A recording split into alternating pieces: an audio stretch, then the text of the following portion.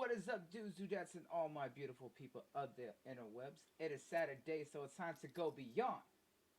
Welcome to the United States of Smash with the Smash Podcast. Guys, we know it's been a minute. We hope y'all are all doing wonderful, having a great night, having a wonderful time. We have been very, very antsy to do a lot and talk about a lot of what's going on because, guys, there's just so much that's coming out. The new anime season just started. I know there's a lot that we have to talk about that because this season is pretty packed. And of course, for those who don't know, I was at New York City Comic Con last week. That's right, I was in the beautiful NY trying to get all the laydown of all the new stuff that's coming out, and there's plenty, absolutely plenty to talk to. But before we get started with that, you know I gotta introduce my brothers in crime and all the other weebs on the panel with me. And first thing off, we gotta talk and bring out the kanji king over here, the Japanese speaking master. Of course, you already know who it is. Creative Kofi. What's going on with you, Kofi? What's going on, Bloody Man? Once again, thank you for having me on this panel, man. It's awesome to be a weeb, get excited about anime and this new anime season, man. Um, haven't watched a lot of anime, so I kind of get to have a bunch of facts thrown at me. I'm kind of looking for guidance on what was hot earlier this year. I know that there was a couple things like Kimetsu no Yaiba and things like that, but Oh, um, yes. also this season, to see that Boku no My Hero Academia Yeah. and Shokugeki no Soma, um, it's got me excited already. So looking forward to it. Yes, Yo, yes. So, Kofi, right now I'm gonna tell you, skip that first episode of My Hero. Just skip it, bro. Oh, really? Like, don't bother with it, bro. Being I honest mean, with you. you could watch it, but even I have words, and we're gonna talk about that, right? With some of the Yeah, new season has already started, uh, for the fall, and we're gonna talk about that. But of course, we got the young buck over here, the upcoming lawyer in resident, the one who's making sure we get all of our payments out whenever we need to, and making sure that he keeps my ass out of and paying my bail. So what's up with your operation? yo, bro. No, I'm just chilling over here, trying to catch up on stuff. But that process takes forever for me. But for me, I've been reading Seven Deadly Sins. I'm almost done with that. If the manga did stop, I don't know, but I'm almost caught up. Other than that, watching Samurai Champloo. Of course, we all finished Demon Slayer because that ended a while ago. So I'm just waiting for that movie to drop Oh yes, because like yes. that's gonna be hype right there, bro. Hmm. Absolutely, it's going to be so hype. And of course, you're paying off all my parking tickets, right? Nah, bro, I kept that money. You can pay that shit yourself. Oh, son of a this guy. What am I paying you for? Who said you're paying me? Okay, you make a good point there. I say I don't pay you for nothing. I was like, because you're not even a good lawyer. I was like, you that cheap knockoff lawyer that you get when you can't afford the good stuff. This is what happens when you I keep can't all get your money too. Hey, this is what happens when you can't get Jim Adler the Texas Hammer. I would say it's a Texas joke for all my Texans out there. All right, whatever. Other than that, guys, you already know who it is. I'm your boisterous host with the most, the anime king, the gothic gamer, Bloody Nuts. And guys, I gotta tell you, just this the summer season of anime was amazing, and there was a lot of great stuff. And I think that with the way that a lot of shows ended, it was a great way to end the season and get everything hyped up for what's going to be coming out in the fall season. And the fall season, I'm saying you have a lot of great returning shows, but some very interesting stuff that's coming back and some new upcomers that are definitely going to be making some noise. And I cannot wait to talk about that. But before we get into all the wonderful news of all the new animes that are coming out, I know what y'all really want. Y'all are here because y'all want to check out what's coming up from that post New York Comic Con goodness. And I gotta say, guys, New York Comic Con was amazing. I have a video coming out that I'm working on editing, talking about everything I saw out there. But man, Comic Con was something else. It truly was amazing. It was so much fun. There was so many people out there. The cosplays were crazy. The booths were crazy. It was just the anime presence. All right, the anime presence at Comic Con this year was so big. It was wild uh how much that stuff's starting to come up and have a big presence at Comic Con. And I'm glad Viz had their booth there. Of course, Crunchyroll always has to have a presence. Bandai was there with their presence as always. So it was a great time with everything that was going on at Comic Con. But the best thing about it, right, was seeing all the new shows, hearing all the talks about the new seasons that are going to be coming back, and just seeing the hype for everything. Really, everything is coming out literally right now in the fall and leading into the winter season. And I cannot wait for what's about to come up. And the first thing I want to talk about, guys, that I was absolutely hyped for was Watchmen. All right, Watchmen and I know we've been talking about this for a while. The Watchmen TV show is going to be legit. I was in the line to get into that panel to see it before everyone else. Could not get into it because of the fact that it was capped off. And even with letting in all the extra people that they were able to do, still was not able to get in.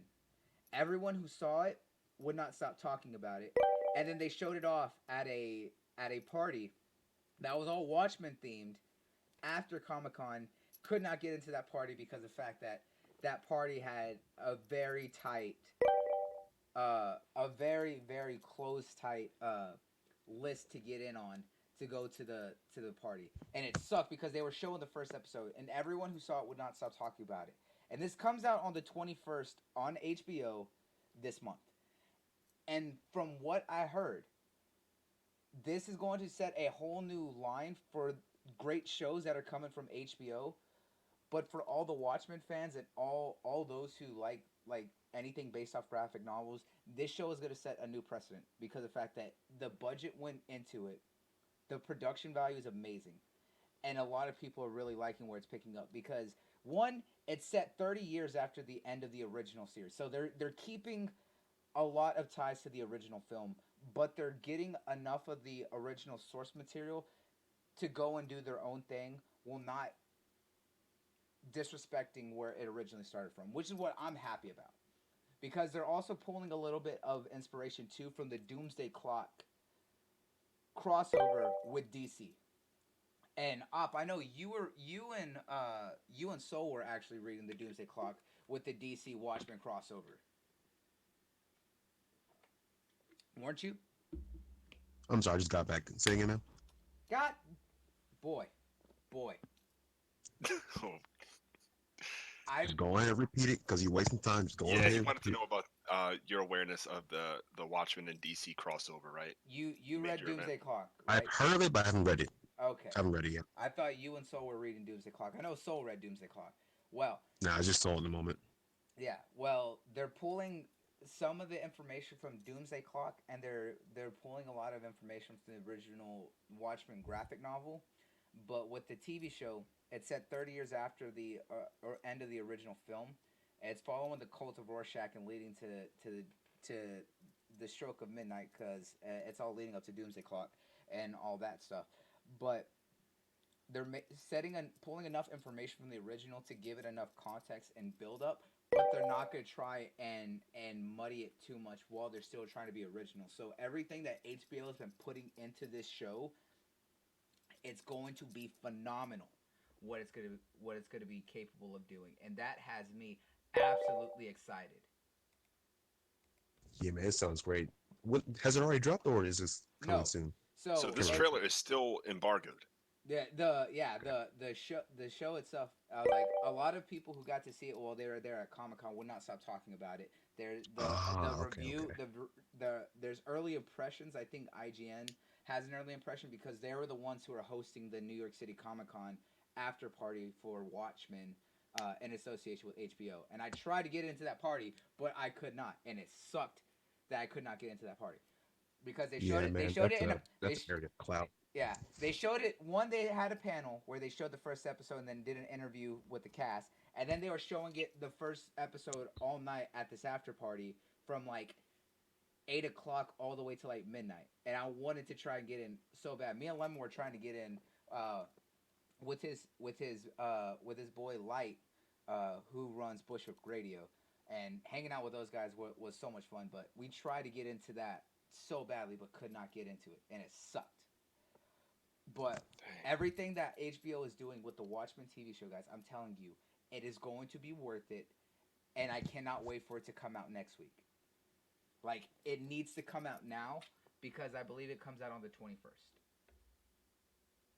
Dang. Yeah, I'm I'd sorry you never couldn't heard of get this in. until you brought it up. Yeah. Really, Yeah, I've been under a rock, man. man? But it's exciting to hear all these good shows, man. Oh yeah, Watchmen's gonna be something else, man. Because I love the movie, and I Yeah, always the wanted movie was something more great. after that as well. Yeah. So just the fact that we're getting a show, which allows you to expand on it more than a movie, bro, is more than I can ever want. So I'm definitely hyped for it. Oh yeah, definitely. Dude, I'm telling you, you cannot wait for the show. It needs to come out now. Everyone needs to watch it. There are some people who did not like Watchmen because it wasn't a traditional superhero film, but I'm okay with that. I like the Watchmen because you're right. They're not superheroes, they're just heroes. I was like they were just capes. More vigilantes than anything, especially Rorschach. Rorschach is the definition of a vigilante. But I think Yeah. that's what makes the Watchmen so much better. Like the only two real super heroes, if you want to, but and look at it, kind of like the boys, right? Anyone who's super Yeah. enabled and stuff like that. The only real superheroes was Ozymandias and Doctor Manhattan. Those are the only two real superheroes in the Watchmen. Everyone else just has, uh, you know, just abilities and training and all different equipment. You know, the comedian was a crazy, gun toting dude, and Night Owl had all his gadgets just like Batman. So it's gonna be something else, man. It's truly gonna be something else. But the first episode premieres on the 20th. Okay, the 20th. Yeah, yeah, that's when it's gonna do it. But they're gonna kind of be showing it off on So all. season one is 13 episodes. Yes, I believe it's gonna be 13 Nice. episodes. But yeah, Yeah. I cannot wait for this show. Gentlemen, It's funny because with welcome to Fight DC, Club. like they challenge the status quo with superhero movies, and like a lot of people can't handle that being challenged, so like they react violently to it. Oh, And it's crazy, like because people they're so quick to write off some of the movies like Man of Steel, Batman versus Superman, Aquaman, Shazam. Like you can say what you want about them. People just really Ladies ready and just to bury gentlemen, those movies. oh, Just absolutely. let's like get it's just sad, ready to man. rumble! Oh, you're absolutely right, man. It is crazy that we can't talk about that the way that Ladies they and gentlemen, doing the films are much different. let's get ready to rumble!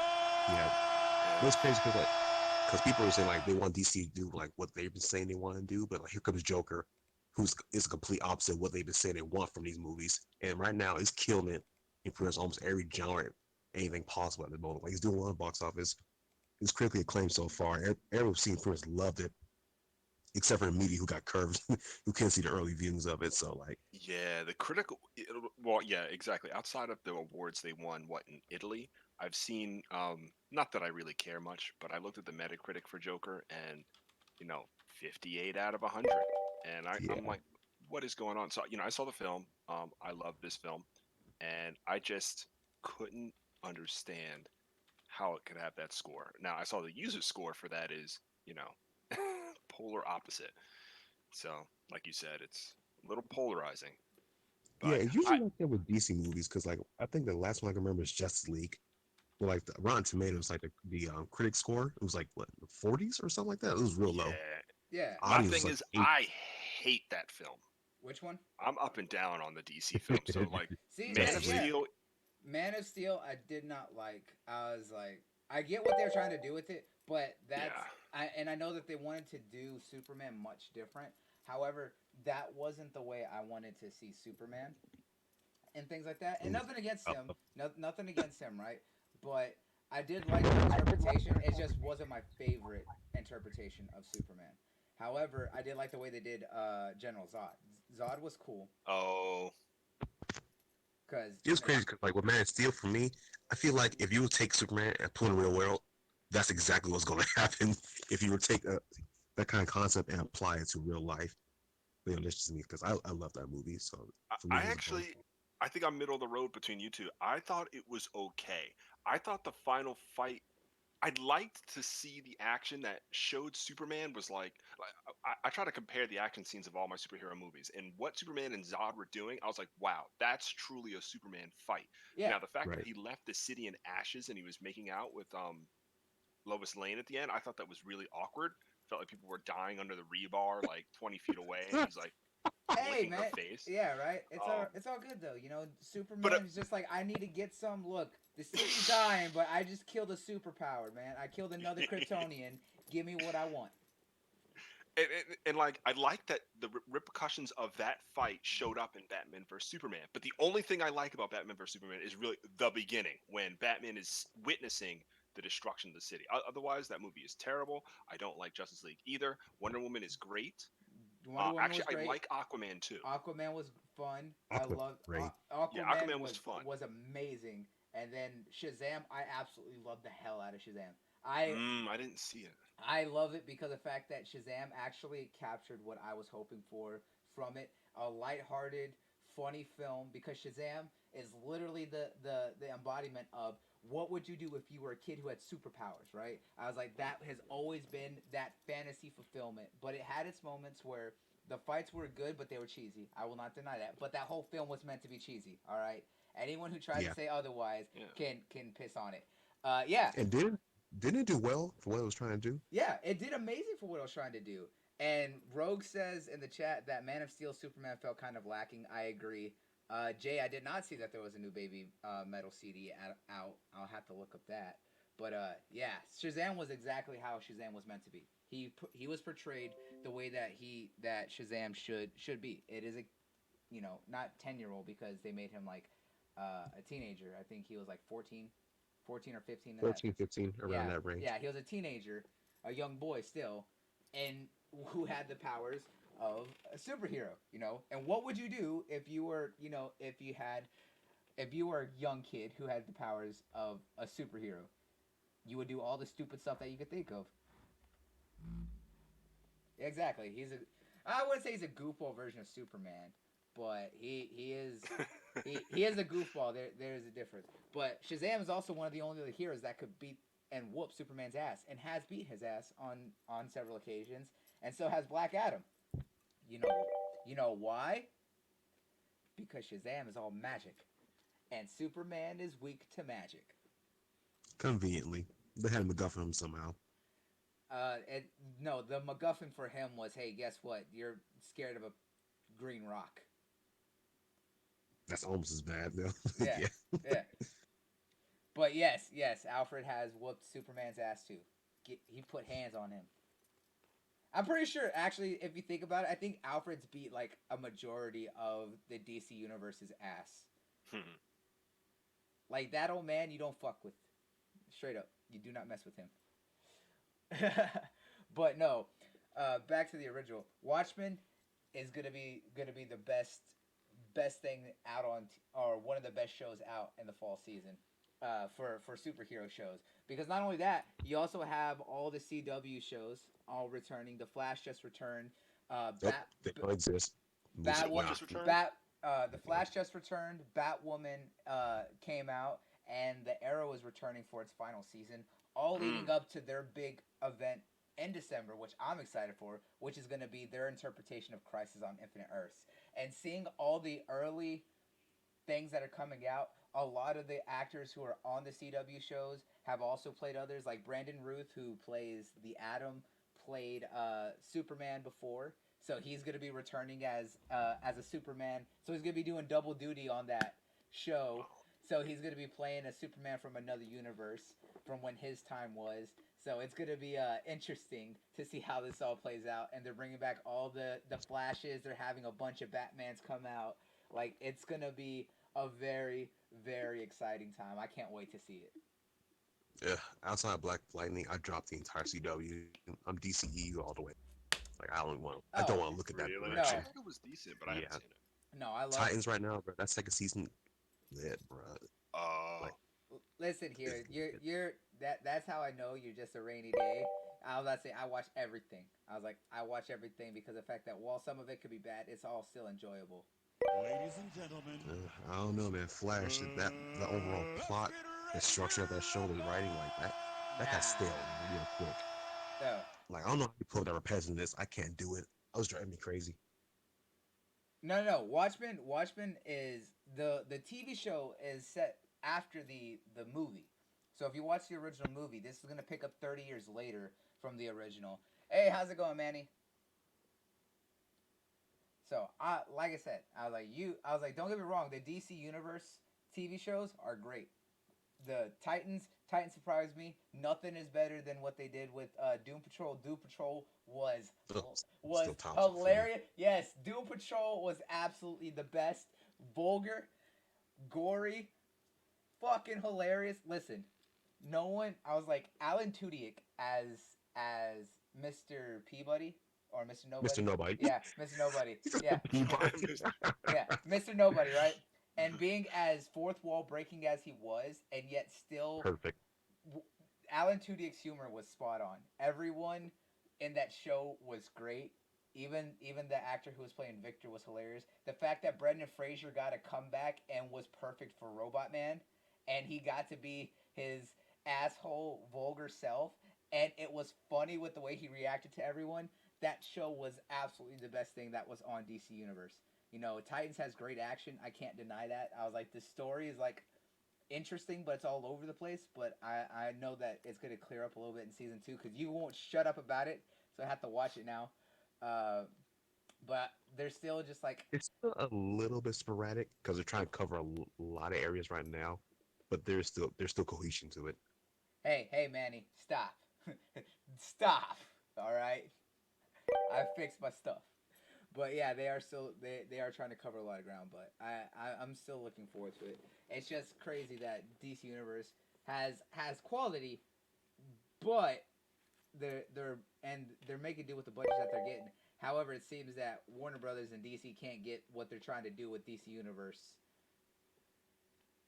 in any sort of order or form because it keeps going back and forth on whether they're going to keep supporting it, they're going to get rid of it, they're going to keep supporting it, what's getting a second season, what's not getting a second season, we're going to cut episodes in the middle of the season like DC. That's my only complaint. I was like you can make fun of the CW TV shows, right, and the Arrowverse. However, at least with what Greg Berlanti and Guggenheim did, they had a great production studio with Guggenheim Studio, and Berlanti was absolutely on it with having his wonderful team of writers, his production company, and knowing what they were trying to do, and they were the first ones to build an interconnected universe on TV, bring out multiple shows, and whether you like them or hate them, they still do really well, and they're able to keep telling the stories because of the fact that they are passionate about the characters, and they've had been able to pull out as many old Easter eggs and references to the comics that not even DC was doing. Like even the big Warner Brothers and all their shows and movies, they weren't doing anything with. I was like, CW can be cheesy at times. I was like, and sometimes I was like, you go from heartfelt and family oriented, kind of cheesy from the Flash to dark and try to be brooding with Green Arrow. They still did something really well with it, you know. I agree. I remember watching the first episode of Arrow, ready to hate on it. And then when I saw it, I was like, "Oh, this show good." Ended up binge watching the entire first season. Yeah. Oh, you had that faith in the jump. You were ready. Yeah. And that's what I'm saying is that you can. I was like, you can have. Don't expect. I was like, it's really good. I'm not gonna say it's amazing. It's the best at all. I was like, because there are things where they fall. I hold them to the fault that where they mess up. However, it's still enjoyable and it's still really good. I was like, and I love what they did. I'll say this: their TV shows with the CW was better than what they were doing over at Marvel with their TV shows. That's the reason that they're cutting the Marvel TV show division. Because not only the dude who was making the TV shows hated the fact that he was making the TV shows, they couldn't interconnect it to the way that they wanted to with the MCU. The only one that was properly connected was Peggy Carter. Agents of Shield. Agents of Shield. Agents of Shield. Yeah. Agents of Shield was back and forth because remember when they did the first seasons, Joss Whedon was the one who was doing the Agents of Shield, and he got mad that they brought back. ladies and gentlemen, they brought back Coulson. Right. let's get ready to rumble! They did have Thank you, the Kara. Winter Soldier twist, which was really cool. They did have the Winter Soldier twist, but the Agents of Shield and Peggy Carter were the only ones that they did right. But really more Peggy Carter. But even with Agents of Shield, they were kind of they were a part of it, but they weren't. They made references to the. It was more the universe, and the movies were a part of Agents of Shield. Agents of Shield was not part of the Marvel universe. Right. And that was the problem because of the fact that they were saying, hey, look, all these things that's happened in the films, they had to go and figure out how they were going to fit the TV show into the movies or make the movies tie into the TV show. Like how Coulson was pulling certain strings to bring back S.H.I.E.L.D. and stuff like that in the later films, like right up to right before, Winter Soldier and everything else, and how they were setting up the Inhumans before that went south with the Inhumans TV show, which still makes me angry and stuff like that. I was like, so they weren't really doing it right, whereas CW was able to get their stuff together because they weren't trying to tie into the movies. They were trying to build their own thing and keep it their own self.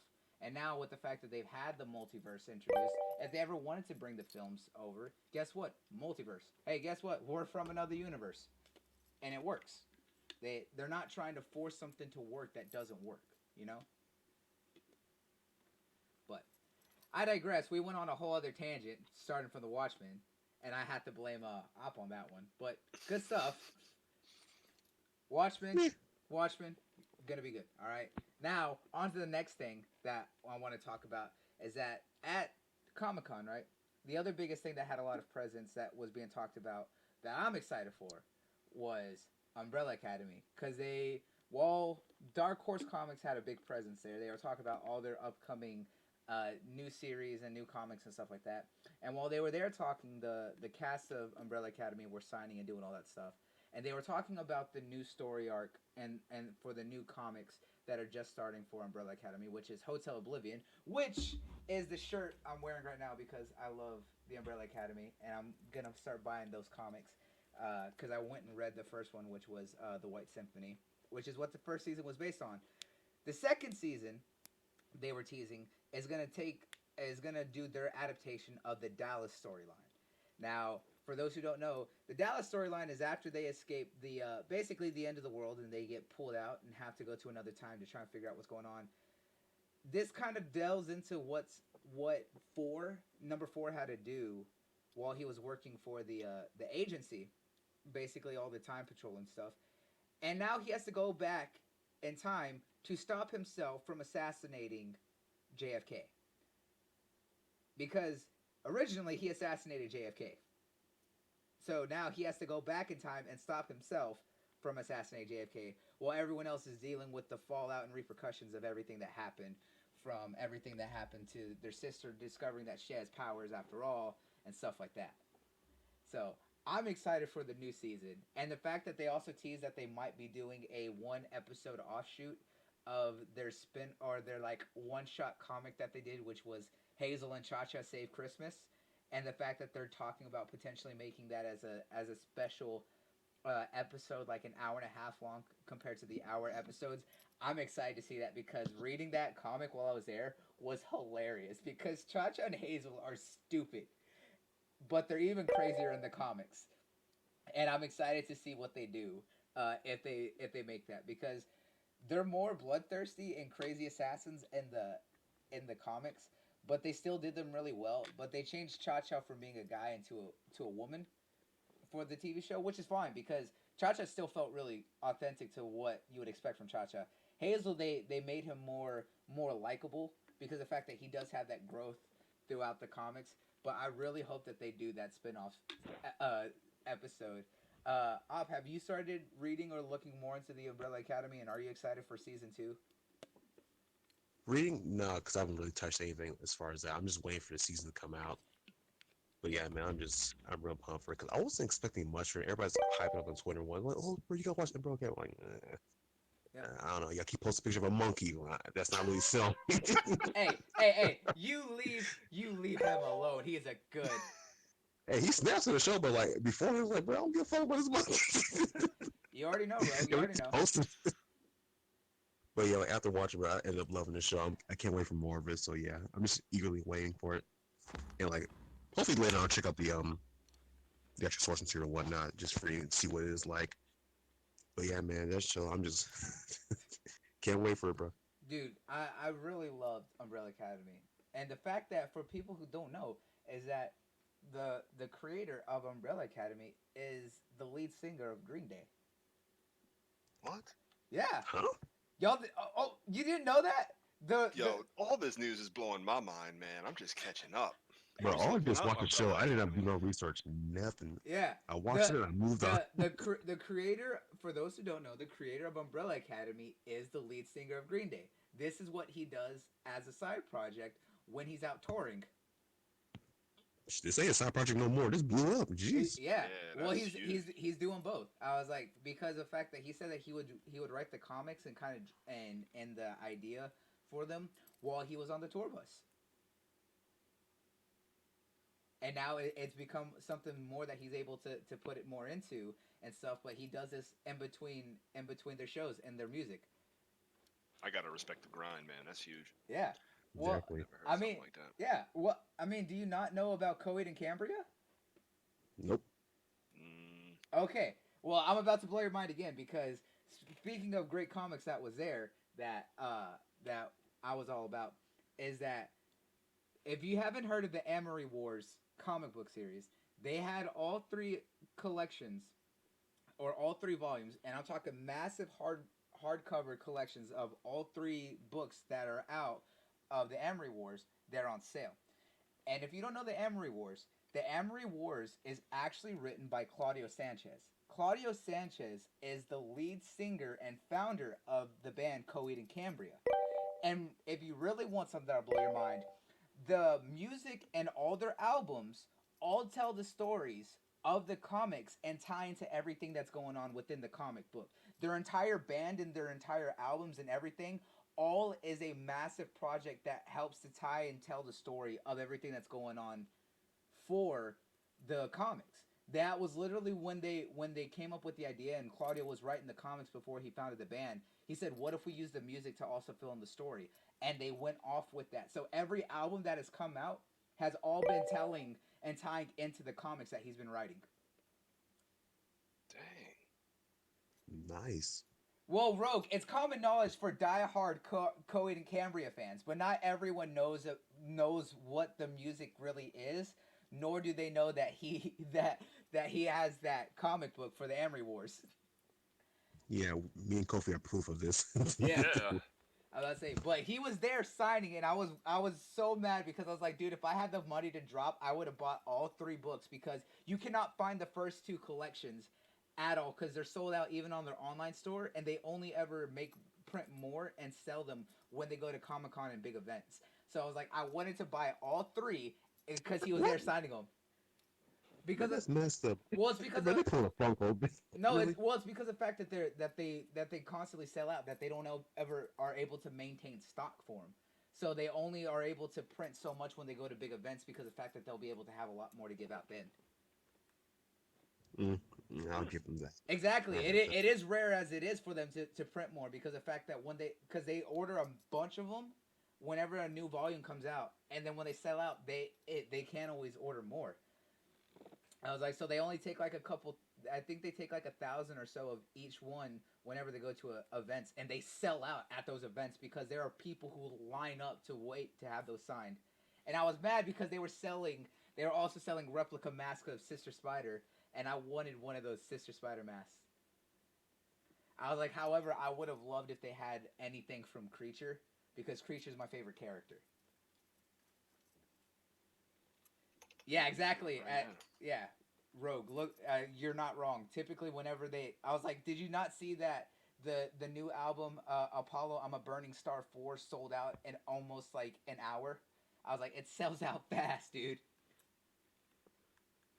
But yeah, I was like, if you want an interesting comic and something to read, whenever you listen to Coed and Cambria now, this is going to give you a lot more thought-provoking aspect if you know and or start to learn their comics and go back and listen to the music. It's eye-opening, man. I'm telling you. It's crazy. So you're starting to see a lot more talent from people with when it comes to comics, we're not just looking at traditionalists. I was like, with Umbrella Academy and the success of Amory Wars there, I was like, I'm telling you that this it's not just about people who are just dedicated to comics. I was like, even musicians and stuff like that are creating some amazing stuff. Yeah. There's a certain order that you have to listen to the albums and the songs to know the comics. I was like, Claudio and them teased that a while back. I was like, I had to find the list. But yeah, dude, Comic Con was amazing. I was like, and another panel that I got to see while I was there that I'm excited for. And Op, I know you and Soul are with me on this one. Castlevania. They were teasing and talking about season 3, and we're gonna see Wallachia. We're gonna see everything that happened in Wallachia, and especially because Oh, here we go. yeah, and especially because poor boy got stupid and fell for the chicken and didn't realize that he was screwing over Dracula, and now he's gonna be a prisoner out there. But we're going to Wallachia, and we're gonna follow.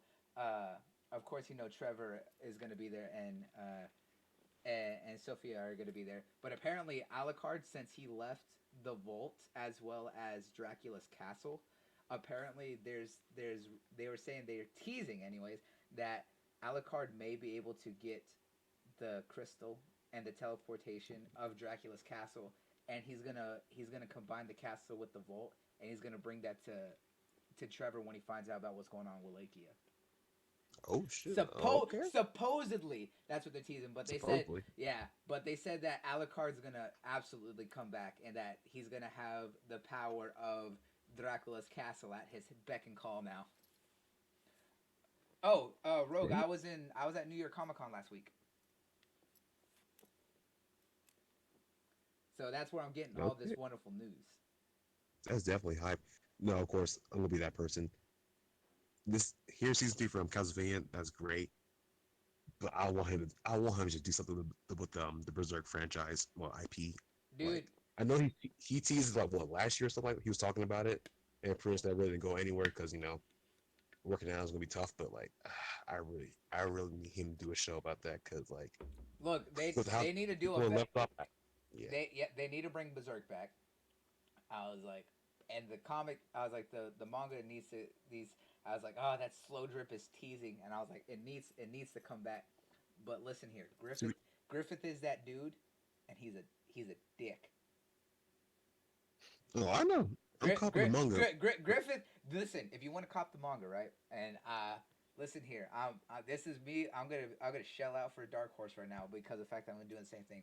Right now, if you go to Dark Horse Comics, if you go to their website, they have the Berserk manga on sale in the omnibus.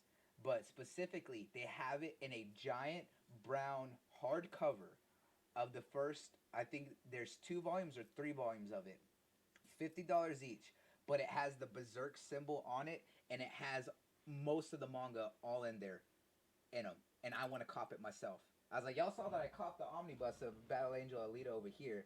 I was like, and they're selling also the omnibuses for Gantz as well. Ooh. Yeah, I was like, got me interested on that. I'm behind. Dark Horse, sponsor us, all right? I'm just saying. I was like, because I know I'm going to be copping those real fast. Because when I saw those, I was just like, yo, what? I need these now. But that hardcover, dude, I was like, I'm a suck. I was like, I'll collect the paperbacks. But when they have beautiful, well-done hardbacks, I cannot help it, and I need to get them. And the ones that they have for the Berserk manga is crazy. Look it up. I'm telling you, look it up. But I agree. They need to bring back Berserk, but they don't need to do that trash that they did on that 3D real crap animation that came out on Netflix. They need to do it better. I want to see Gantz Zero, Space Pirate Harlock level animation. All right, if you're gonna do 3D, I want that level. I was like, and Space Pirate Harlock is amazing. Same with Ultraman. Even with Space Pirate Harlock, I still wasn't feeling the animation in that movie. I was like, I don't know. It was real jarring for me, but that is, dude, that is amazing, well done 3D animation, actual life. No. I'm not saying the quality is issue. It's just for me, it's from an appeal standpoint, I wasn't feeling it. Are you talking about the story? I can understand if the story. No, the animation. It's well done animation. I just wasn't feeling it. Oh, okay. Okay, like I'm saying, if the story was what you weren't feeling, I can understand that. Space Pirate Harlock, I love because I watched the original from back in the '80s. I was like, I went back and watched that, and I loved Space Pirate Harlock. I was like, I could probably pull off a cosplay of Space Pirate Harlock. I'm not gonna lie, I probably would too, because Space Pirate Harlock is one of my favorite characters. I like, but I was like, I want to see that level of animation if they're gonna do Berserk, all right? Because that level of detail and the way it looks visually, if you do that in a gore infested anime like Berserk, you know how crazy those creatures would look. Look at what they did with Gantz, right? And especially in Gantz Zero, that would be amazing. You know what I'm saying? No, I feel you. I definitely feel that, man. Yeah. So that's what they need to do if they're gonna bring back Berserk. Now that we got all the goodies and stuff like that from some of the bigger stuff that was exciting from New York Comic Con, right now, this anime season, I gotta say this, the anime season for the fall is so packed. It's so exciting that I cannot wait to talk about this because of the fact that we have a lot of returners, big names returning, and then of course we got some other series that have been on hiatus for a bit coming back as well, and then we got some surprise animes that are definitely fun to talk about that I'm excited for. And the first one, we got to start off with, the big shonen that had a very soft start off for season 4. My Hero Academia, or Boku no Hero Academia for those who prefer it that way. But Hero Aka made its return. And I was mad with this episode, right? That'd be the dumbest thing I've ever seen. And here's the thing, right? Me, Op, and of course Soul and Super G have been talking about season 4 for so long because the story arc that they're about to do with the war arc with the League of Villains, and specifically Overhaul after they teased them, and the way that they ended season 3, right? They set up all the pieces for the Overhaul arc and what's about to happen with the League of Villains. Like this war arc is going to be huge and amazing. But they started off the season with basically what's a filler recap of everything. Now, don't get me wrong, it makes sense going forward because they it's following a reporter talking and going through and kind of and talking about the kids from class 1A and all that stuff from UA and everything, and talking about the retirement, and it has some implications of things, but it's basically a filler recap, and it's cool how they did it, but I still hate it because I hate when shows, especially big series, all right. Everyone who's waiting for Hero Aka already knows what's going on in Hero Aka. I get it that they might be doing it for new fans, but no.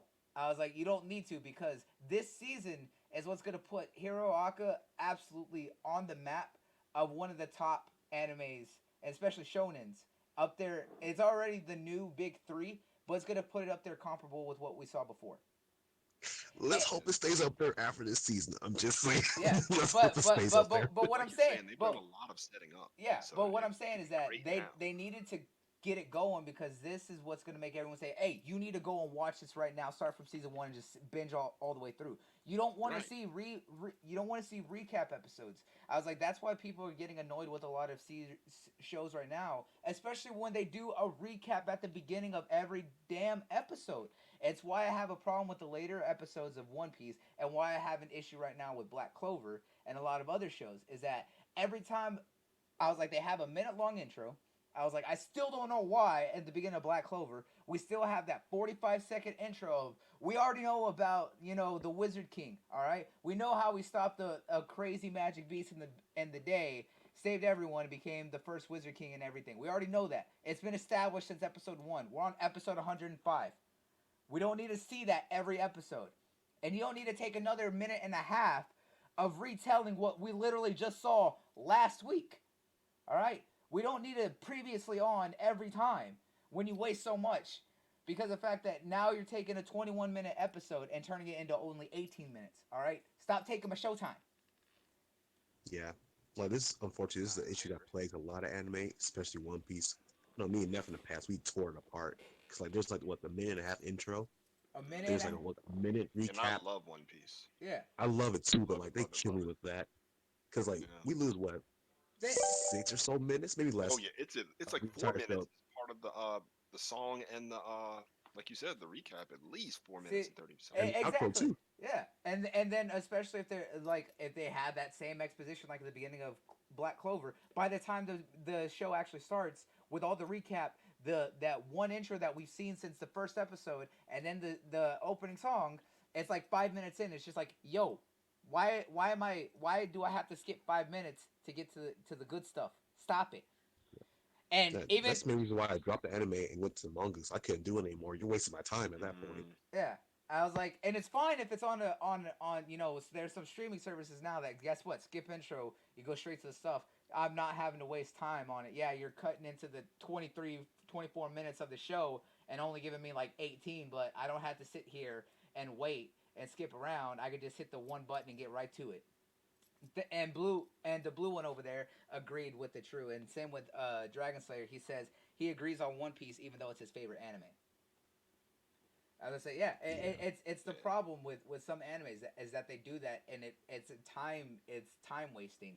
I was like, and it sucks because there's plenty of animes out there that have a lot of great content or and stuff like that, but you don't need to cut out so much. Hell, you know who hasn't been doing that? Vinland Saga, phenomenal. Fire I've heard Force, that show is Fi- awesome. dude, you love Vikings and you want a badass like hardcore anime? Vinland Saga's for you. I was like, and that opening song, like that's an opening song that I cannot skip because it's basically Japanese metal, and I love it. Yo, speaking of openings, in My Hero season 4, I why dig is the it. outro better than the intro? I like the intro. I was like, the intro's I'm not actually. feeling the intro this fight. I'm really not feeling it. For me, it's like a slight decline each season with the intros for me. I don't know. I The think first, I prefer season 3 over season 2. That's for sure. I don't know. I love I that heard the first one. song was good, but the I can't animation's let it kind of go. boring. I like the intro for this one. I was like, I like this one more than 3. I'll say that. I was like, don't get me wrong, I like 3 because I do like Uberworld, right? I was like, but I was like, they that like EDM kind of style. It mainly I think it was just because of the animation. It didn't line up very well. I think that was my problem because remember we found that opening intro where it's just like if the cut was better, that made it a lot better. But I like the intro of this one. It's more rockish. All right. Yeah, it's not as like super pumped up as the first season though, because Hmm. season number 1 is always top. But I do like the outro. I was like, but it's better than what Black Clover did, right? First 4 like different openings of Black Clover was great. After like episode like 30 or maybe it was around 40, like after that the song started going like and I'm just like what is this? I was like I was like y'all are going into more like orchestra and it doesn't match what y'all are doing on screen. This feels so off. And their outros have been kind of like all over the place. It's like one's good, one's bad, one's good, one's bad. I was like, but like their openings after like the 5th one has just been straight down, and I'm just like, that sucks. I don't know, man. I was like, sometimes you have really good ones and really bad ones. I was like, but like I went back and rewatched a couple. I was like, there's very few intros that get me as hyped up though. I was like, Haikyuu's Haikyuu's openings were always really good, and I liked their outros too. And I was like, and I can't wait for season 4 in the winter season. So I need my volleyball boys back. I'm just saying. But you want a anime that had an amazing intro? Look at Hinomaru Sumo. I keep talking about it, but I was like that opening for that first season was straight fire, dude. Straight. Talk about a song that'll get you pumped up. I was like that one and its outro for the first half of its season, amazing. Straight up, no lie. And I will stand by that one. Now, the other big series that's returning for another season right now for the fall is the one everyone loves that I absolutely love because one, it has 3 things that every person loves. One, food, because who doesn't love food? 2, all the anime titties that one could love for. And 3, battles, but with food. Food battles. That's right. We're talking about Food Wars or Shokugeki no Soma. I was like, that this show has been great with each season. The animation has always been wonderful. The food is absolutely looking as top notch as always. And there's foodgasms all over the place because who doesn't love a good foodgasm, especially when it's something delicious. But this season, at least it started off the right way, unlike My Hero, right? Because it started off picking up right where the last season ended, and just was just like, hey, we're just gonna jump right into it. We're not even gonna slow down.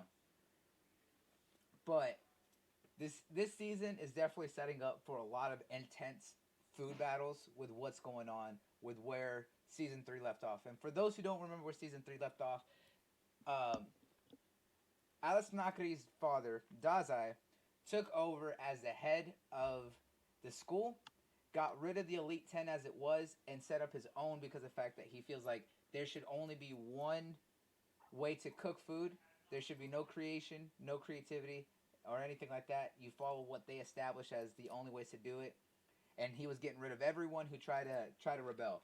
Well, Soma and Alice and all their wild group of friends have been rebelling, and it picked up when they were on their way to their big showdown in Hokkaido as they made their way across the island, doing their third summer or their third testing on the trains. And if you fail, you get kicked off, and you're no longer at the academy.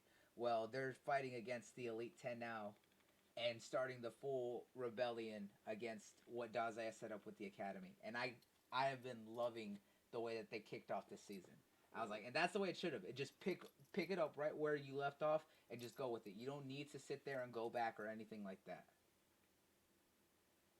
Kofi, I know you actually watched Food Wars. Op, I know you didn't because the fact that you're like, nope, there's too many titties. He's like, it needs Jesus, needs more Fan Jesus. service is just so stupid to me. Like it's It, so unnecessary. yo, I also this is another anime I started thinking this anime about to be trash, but I'll try it just to humor somebody. And then the quality really shocked me.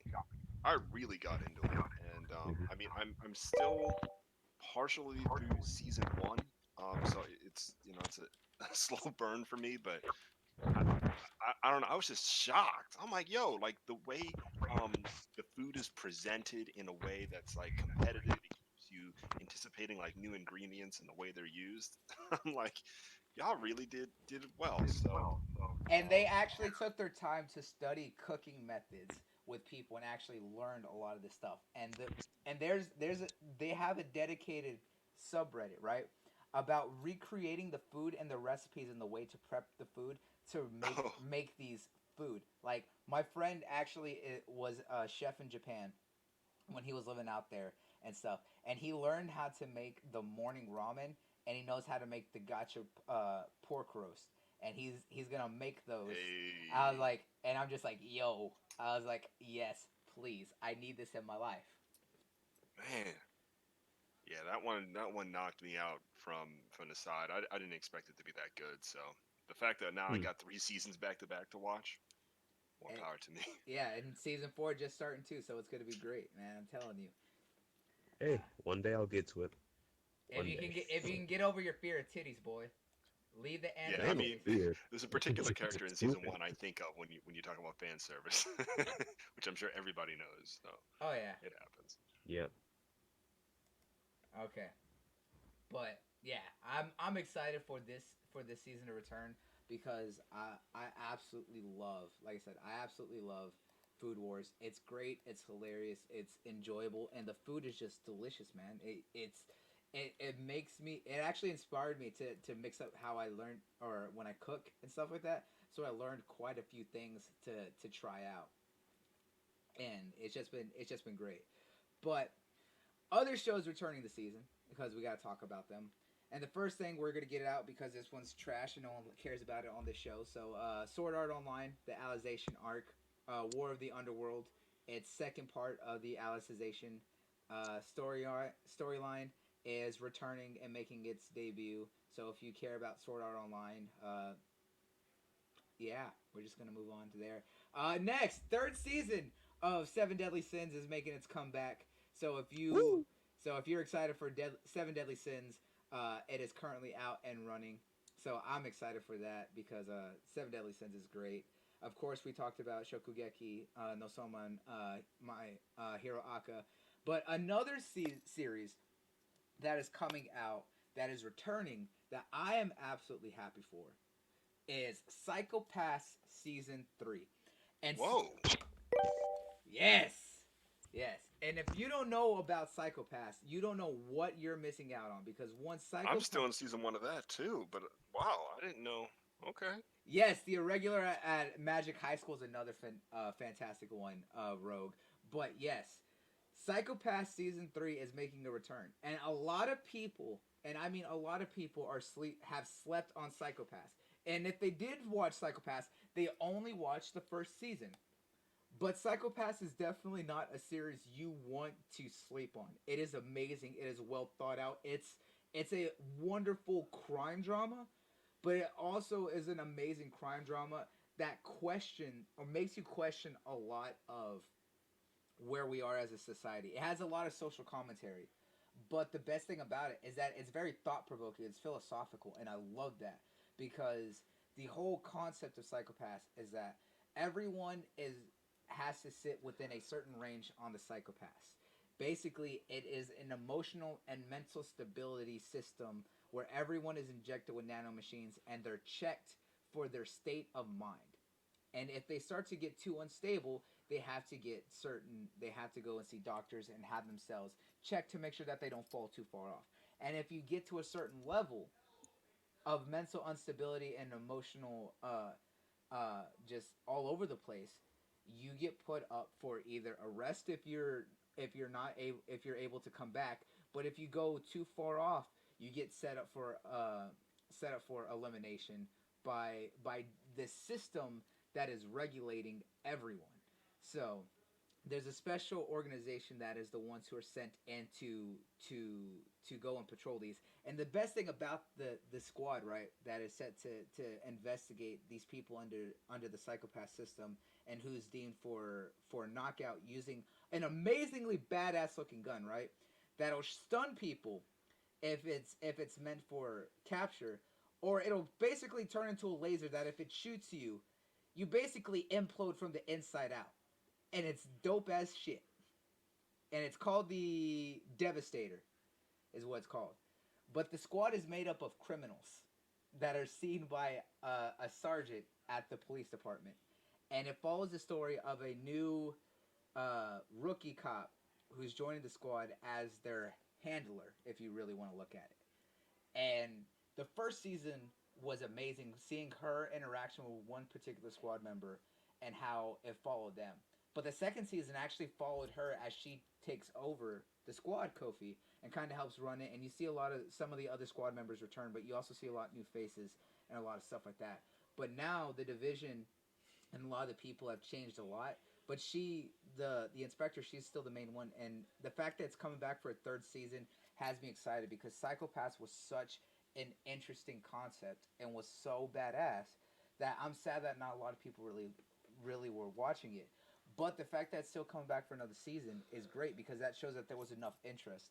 And I think that we're finally starting to see the era of anime from the past is no longer a thing, where even though there's a lot of appeal and a lot of interest in one series, we're not seeing it wait 4, 5, 6 years before they potentially do a second season. No, if there's enough interest and enough love for a series right away, they're green lighting a second season and pushing it out within a year or a couple seasons if they're able to turn it around quickly enough. And I'm glad that we're starting to see that era of not having to wait 7 years for a potential second season, because there's still many animes out there that are still left in hiatus, in limbo, that are probably never going to get a second season. One particular that I absolutely loved, that its light novel still going and the manga is too, is No Game No Life. But then again, that also had a bit of controversy because of some people didn't like the way that they always showed off Shiro and stuff like that, because, you know, younger sister and a weird brother sister relationship. But, you know, I don't care about that. I was like, it was still enjoyable. They weren't related or anything, just adoptive. But the fact is, a lot of people still had an issue with that. But the creator says, if you don't like it, don't watch it, don't read it, piss off. He's like, I want to draw what I want to draw. I want to tell the story I want to tell, and the story and it is so well done because it's so well thought because the characters are smart. I like a story that has a lot of intellectual characters interacting and how they're trying to outsmart each other. That's why a lot of people really liked Death Note. You had a character like Light and a character like L literally playing a dangerous game of smart person, cat, and mouse. Heck yeah. So that era of potentially series never getting finished. Look at what happened to Dead Man Wonderland. That ended with one season, halfway through like the very first like story arc in the comic or in the manga, and it's never going to be finished. That's why I tell anyone if you want to do Dead Man Wonderland, don't watch it. Read it. Read the manga. You'll get it finished. Yes, Jay. No Game No Life is fantastic. And Kara, yeah, Psychopaths, well worth the watch. But now we're starting to get into that era of, hey, if there's enough love and support, sometimes they're able to announce a second season right as the first one's ending or shortly a couple months afterwards. I was like, and I'm glad that we're getting to that point because the fact that there's so many good manga out there that they shouldn't be left, out in the cold like that. That it sucks that was happening to a lot of different series.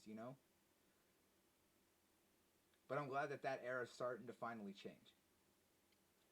But Psychopaths is one of the ones that are returning that I'm absolutely head over heels for, and stuff like that. And yeah, now, that's hype. That's top of the list for me. oh yeah, and others that are returning that's kind of surprising. A second season of We Never Learn. We Never Learn is getting a second season as well, and We Never Learn was actually a really enjoyable, kind of slice of life, also kind of a comedy. Style, so that was always enjoyable. But now for the newcomers that a lot of people are excited for. The biggest one right now that's actually had a very strong presence while I was at Comic-Con was the hero is overpowered but overly cautious. And I love this one because the fact that this one was surprising because it had the quickest turnaround because the manga's still going. It's only a couple chapters in, but it was so well liked that it got greenlit for an anime very, very quickly. I think it was only on chapter 5 or 6 that it got lit for an anime serialization, and it just started. And it is really enjoyable. They're doing a really good job. The animation is clean, and I like the story because of the fact that basically it follows gods and goddesses who are basically having to choose a hero to summon to a world to help them save it. And they're only allowed to choose one hero per world that they have to do. And this god has a very hard world because think of it kind of like a video game. It's an S-ranked chaos-ridden world. And she finds one hero that has the potential to be super overpowered and super strong to help her beat this because of the fact that she's still a rookie goddess. However, she failed to realize when she was looking at his characteristics that he is extremely cautious. And we're talking about the kind of guy who literally has 5 sets of armor for every possible occasion. And because of the fact of how cautious he is, it actually makes it more enjoyable because it's not just another OP character in a world that realizes he's OP and then it's just kind of stupid like in another world with my smartphone. Like that one was just garbage and stuff like that. No. He literally makes it enjoyable because of the fact of his characteristic. And it actually makes it much better than some of the other isekais that have come out. So I'm really excited about this one making it's come out, especially during this season right now. Now, another one that's coming out right now that some people are really liking so far is Assassin's Pride. Assassin's Pride is, again, because isekais are the thing right now, is basically, but this one actually is different because it's about nobles who are, or those who are from noble families have to fight against monsters, and it follows about one particular noble who actually is set to tutor a young woman, and that since he has no talent to be a hunter, he's actually being instructed to assassinate her because of the fact that since he has no mana to fight monsters, she can't detect it. So he's trying to basically earn favor with his family by killing this girl, but he doesn't want to. So I found it very interesting as a concept, and waiting for the first episode to come out. But the one that was surprising is one that a lot of people love. Have you heard of the game called Azure Lane? Yes. So for those who don't know, Azure Lane is basically an anime about collecting battleship girls. Oh, yeah. And I couldn't put a yeah, image to the name. yeah. So if you want cute anime girls that are battleships, Azure Lane is exactly that, and it's a mobile game. Well, they announced a while back that it is getting an anime adaptation, which I find hilarious.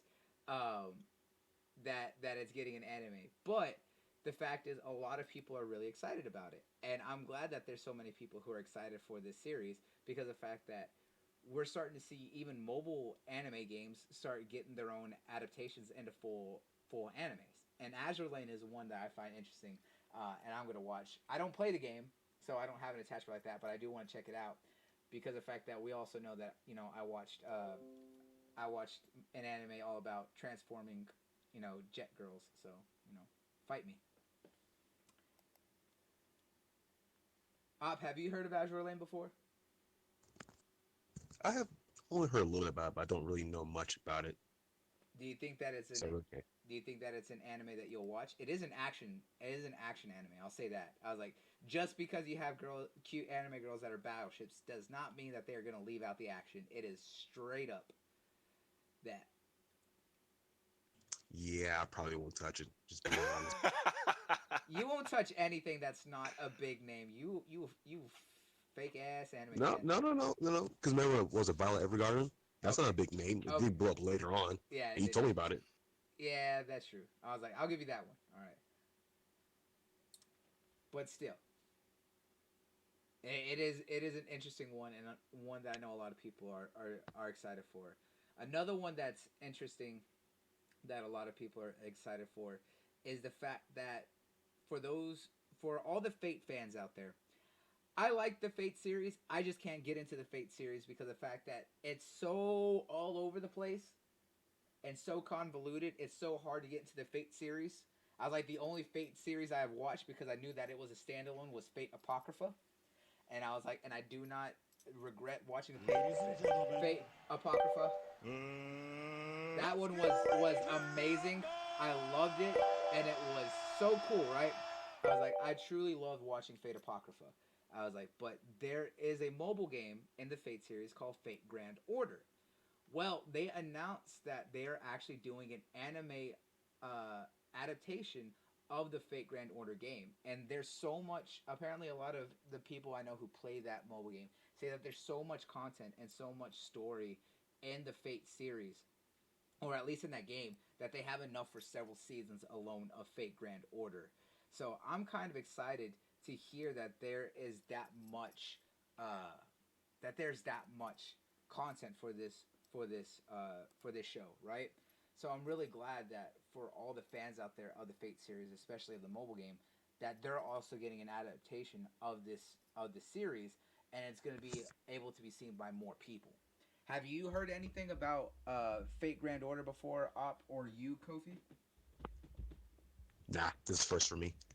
So I know the game only because some people in a Facebook group that are crazy about games from the East they talk about it. But to be honest, with all the different titles of the different games and the different seasons, I'm lost. I remember I played the original Fate. I mean, not played. I watched the original Fate from 2006.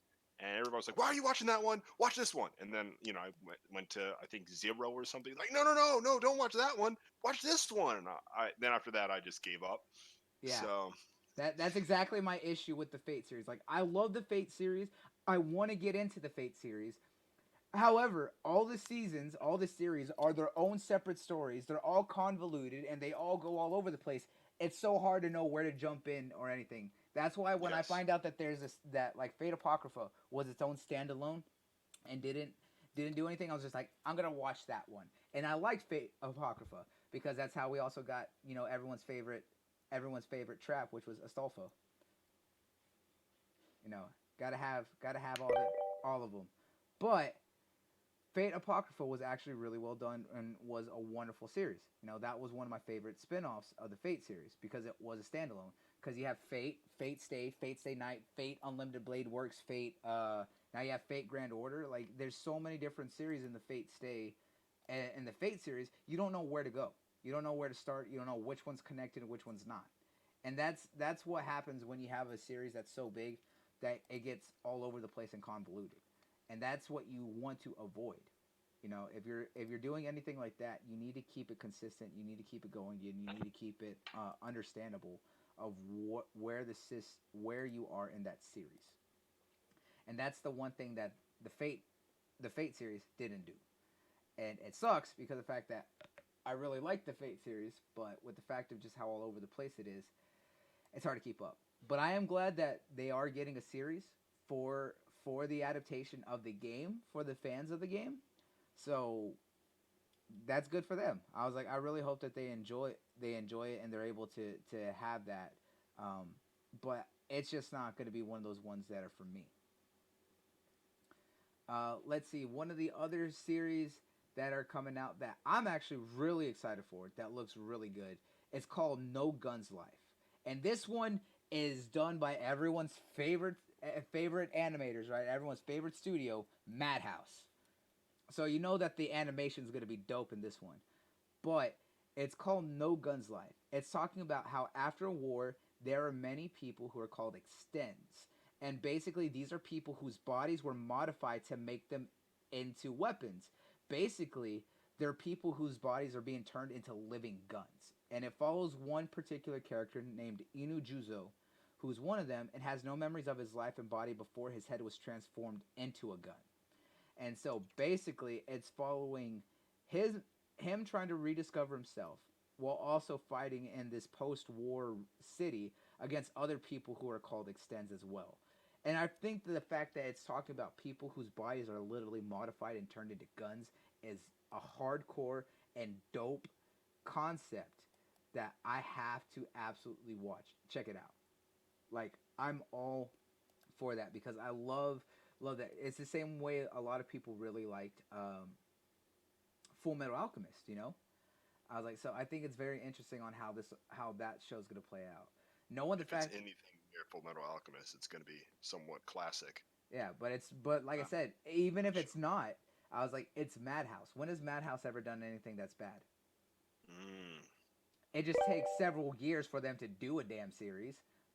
I was like, because they take like 3 years per project. They're not like the GOATs, which is Trigger, but you know, they still up there. I was like, I'll say this, even though they're not constantly putting out stuff, I was like, when they do have a project that comes out, it is quality, like top-notch quality. So, are you going to be checking out No Guns Life? I think, thanks to you, I will be now. I was just looking at it now. See, it's already started airing on Funimation. Oh, I'm definitely checking out. My cousin, he actually referred it to me earlier on because he was explaining to me. He was like, okay, this sounds pretty cool. Like, it sounds dumb because his face is a gun. So it reminds me of what was it, the last Transformers movie with, I forgot his name. Oh, yeah, The yeah. bounty hunter. His face turned like a big like F fuck off cannon. Yeah. So like, Yeah, you're right. it reminded me of that, but it sounds pretty cool. How y'all explain it? Oh, yeah. Definitely. I can't wait for it. So it's going to be interesting. Now, another series that's coming out this season that a lot of people are laughing at but find it kind of hilarious is, of course, with the love of isekais, you just gotta have like 17 of them each season. But this one looks interesting, right? Because it's called what's it? Oh yeah, the class of prodigies have it easy in another world. And it's talking about a plane of 7 high school students that are prodigies from their school who get in a plane accident that ends up taking them into a middle-aged fantasy world with beast people, and how they basically are helping them advance their technology and basically just have a fairly good life. Because of the fact that they learn how to make things and show them how to make crazy inventions in this middle-aged fantasy world. And what's funny is that they made several jokes, because I did see some clips of it. They made several jokes that make me laugh about everything, because whenever you see isekais, right, there's always that aspect of it's just like they're in another world. How do they know that they know what's going on, right? Or how they speak the same language and they have some MacGuffin be like, oh, well, you're speaking our language or anything like that. What made me laugh at this one is they comment on is one of the people wake up and he's talking to the two beast people who are taking care of him. He's just like, oh, well, I'm from Japan. And they're just like, Japan? Never heard of it. And he's just like, well, you're speaking Japanese right now. And they're like, no, we're not. They're like, what are you talking about? We're not speaking Japanese. He's just like, yes, you are. He's like, I'm listening to what you're saying. And they're just like, no, you're speaking what we speak. He's just like, no, I'm not. I'm speaking Japanese. And they commented on the fact that they made a joke about how the hell they understand each other in these other worlds, if they speak other languages and stuff like that, made me laugh. And I was just like, okay. I was like, I could get behind this. I was like, if it's a comedy and fantasy like this, I was like, I could do that. Jay Slayer, yeah, I like Gonzo too. Gonzo's another good studio, but that one's looking like it's gonna be another actual funny comedy that's out. Op, are you planning on checking it out? Nah. Just nah. He's like, except for the one show that he got recommended, he's like, nope, I'm not watching anything. Because that No, sounds there's like actually a couple. I was in, because my little cousin was in here, but like, of course, No Gun Law. There was that one, Assassin's Pride, yeah. and there's Oh one yeah, more. no gun law Cautious is another Hero. one. Yeah. Was that what you're talking about, or was it a different one? No guns life. No guns life. No, that's yeah. But Cautious Hero sounds really dumb from how my cousin explains to me, so I'm looking forward to that one as well. Cautious Zero. Oh yeah. I know exactly which one you're talking about. Another one that I'm looking forward to is After School Dice Club. After School Dice Club is interesting, but that one's a slice of life, and not everyone likes slice of life. I'm a sucker for slice of life. All right, I can't deny Really? that. Yes. But it's talking about a girl who wants to have friends, but she doesn't know anyone, and outside of her one classmate. So she decides to make a club that's all about board games, and it kind of shows that they find a German board game and things like that, and that they kind of just grow into friends, and she meets new people at her school. And I was just like, oh, that's kind of cute. I was like, I can't help that, like, slice of lives. But it is what it is. Not that one's not going to be for everyone, but I do like that one. Another one that was a really interesting one that's coming out that has me excited is specifically this one, right? Phantasy Star. Me and you. Yeah, I'm curious what you think of that. Yeah. So, for those who don't know, Phantasy Star Online is a massive Japanese MMORPG that has been around since the Sega Dreamcast days in the original PS1 and PS2 era. That recently got a sequel about a year ago or so. That's only in Japan right now. Well, Wait, you talking about Fantasy Star Online too? Yeah, Phantasy Star Online 2. It's 2012. Was it 2012? Yeah. So it's been around for a while, but the sequel, Phantasy Star Online 2, is finally coming to the West because it was only available in Japan, and it's coming out to all consoles here in the U.S. starting specifically first on Xbox in the spring season, with all the content and everything that has been out with the game. Well, to kind of bridge the story for a lot of people who don't know, Phantasy Star Online 2 is getting an anime adaptation called Oracle Episode. And what it's going to do, what Oracle Episode is actually going to tell, is actually going to tell the story of the original Phantasy Star Online game while having its own extra story that's going to set up for Phantasy Star Online 2. And it actually has me really excited because of the fact that it's been so long since I watched or played Phantasy Star Online.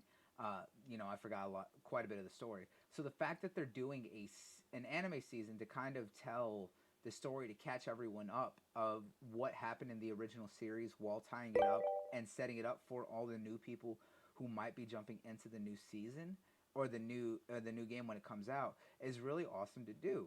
So I want to know your thoughts, Kofi, because me and you are both massive Phantasy Star fans, and me and you actually both called that seeing Phantasy Star Online 2 come to the West before, because we predicted that that game coming to the West would be awesome and announced at E3, and it was exactly announced on E3 and coming right there on the Xbox stage for all my Xbox fans out there. So we were hyped that we called that. But now the fact that it's also getting an anime to help set up for all the new fans that are going to be checking it out later, hopefully.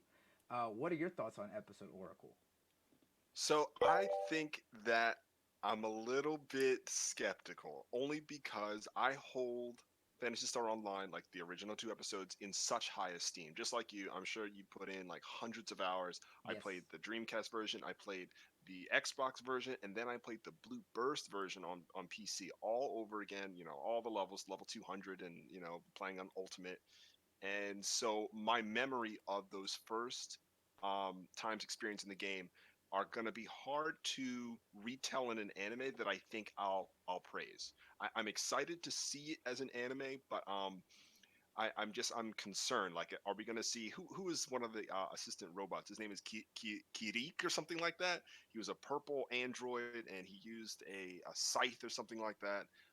Are they going to stick it that close to the online story, or are they going to have a whole new cast? I mean, obviously the main character is going to be somebody original, but I'm just curious: are we going to see Dark Falls? Will we see nostalgic locations like mines or caves? And Well, if they could hit some of those story beats, I'll give it a pass. But I think my nostalgia for this game is so high, yeah, um, yeah, it's I going to be agree. hard to impress me. Uh, first off, hang on, Rogue. Why did you say FPSO2? Why you do that? Why would you say such a thing? That is, Hey, somebody out here not liking PSO2 though? come on now, Rogue. Don't say that. He said, "Hang on. Okay, here's a note for you guys. PSO and PS2. Yes, they are different universes. I do say I can understand that. Dog Falls will be in the game, but it's a different group. Yeah. I get that. Jay Slayer says it's coming out in English. Then, the game. I believe the game's gonna have English translations, but you know me, I gotta listen to it Yes. all in Japanese because that's the only way Oh, to. like voices? Who knows? Typically, they do. Uh, Yeah. Typically, whenever Japanese games like that do get they do have an English localization. If it doesn't come out at launch, they do release it later on. But I know I'm gonna be playing the hell out of PSO2. I'm gonna stream that like crazy when that comes out. Right? I'm not even gonna deny that. I'm absolutely gonna do it. But the anime, yes, it may be dubbed later, but right now I know it's subbed only. So you close beta tested. You've been waiting since it dropped for it to come out. Oh yeah, it's a second anime. Well, this one, the way that they stated the story for this one is that it's following the first. It covers the first three episodes of the original game. So it's covering the first three episodes of the original game, and then it's going to tell its own original story, and it's following the Oracle fleet.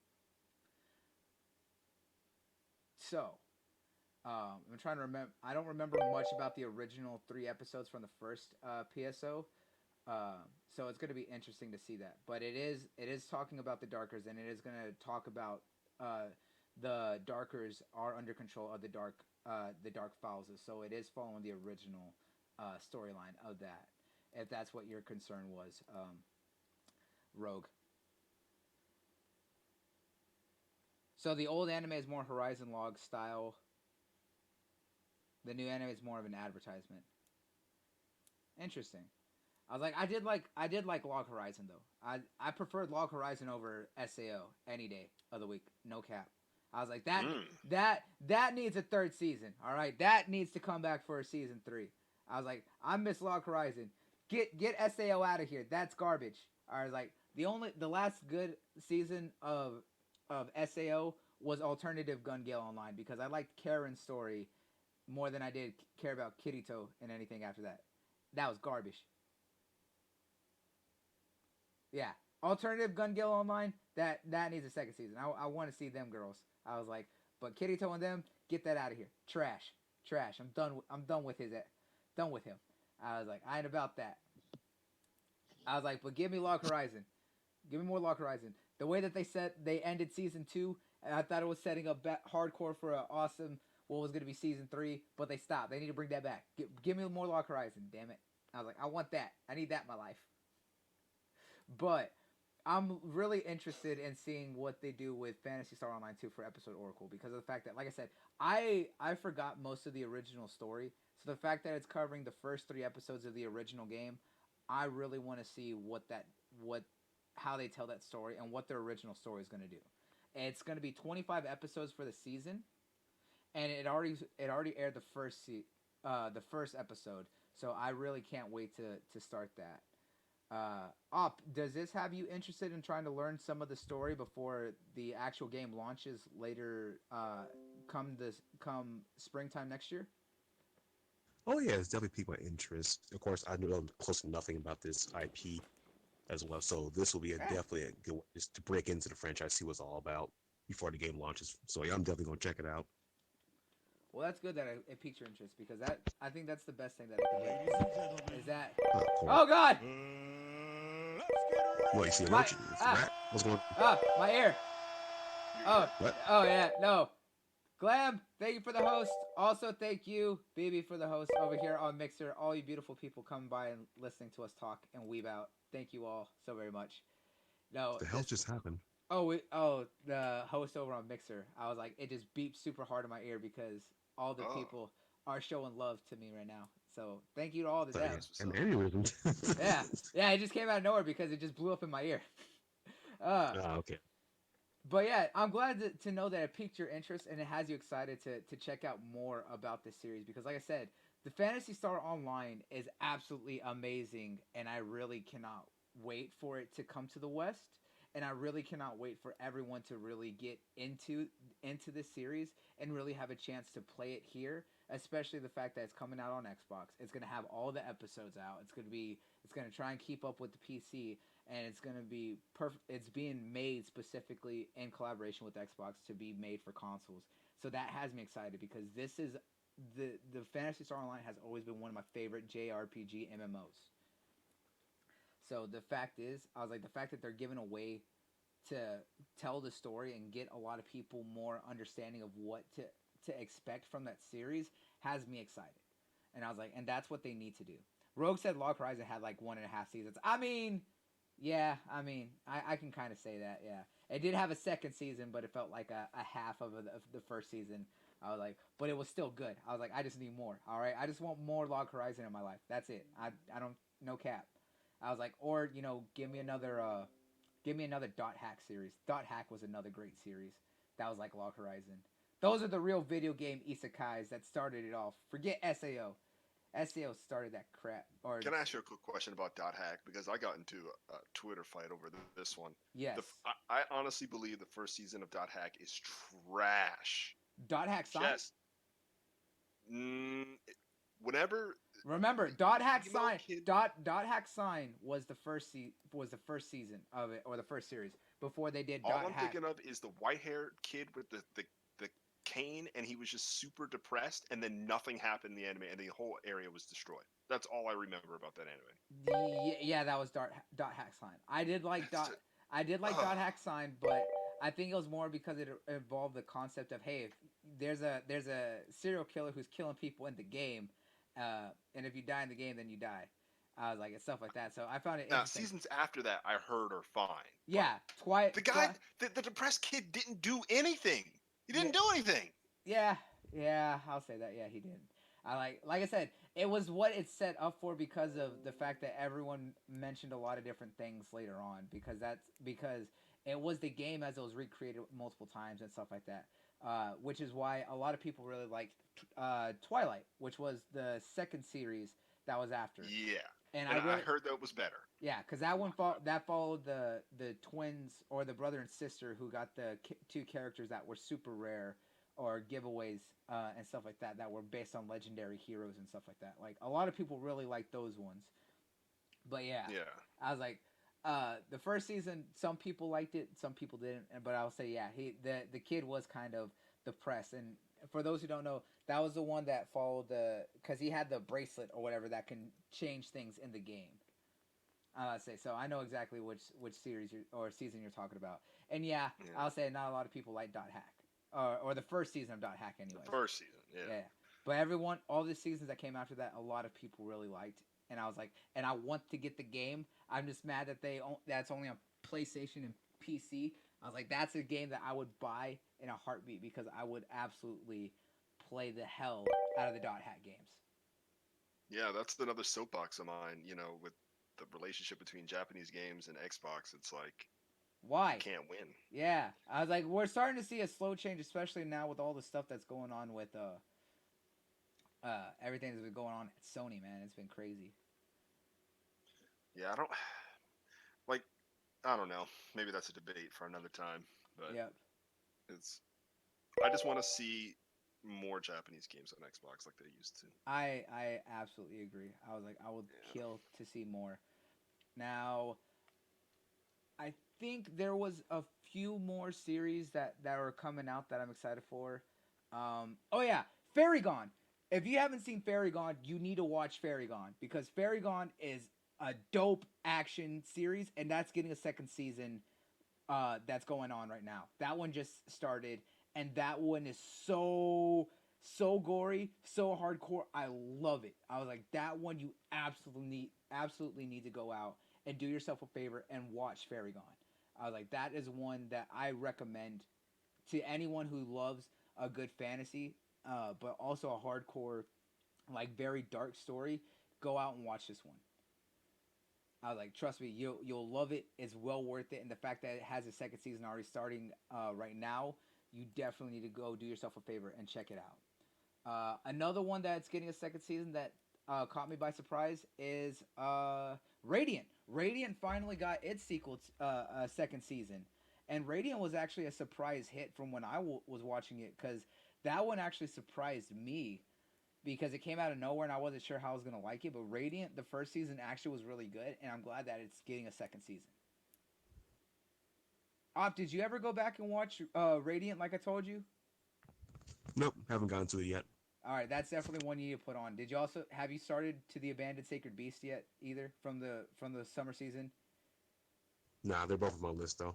Yeah, you need to watch. You need to watch to the Abandoned Sacred Beast right now. I was like, trust me, that one, that season finale. Oh, I can't wait for what comes next in that. It's set off amazingly. Uh, Another second season that's coming out, probably for one of the last things that we're gonna talk about, is High Score Girl.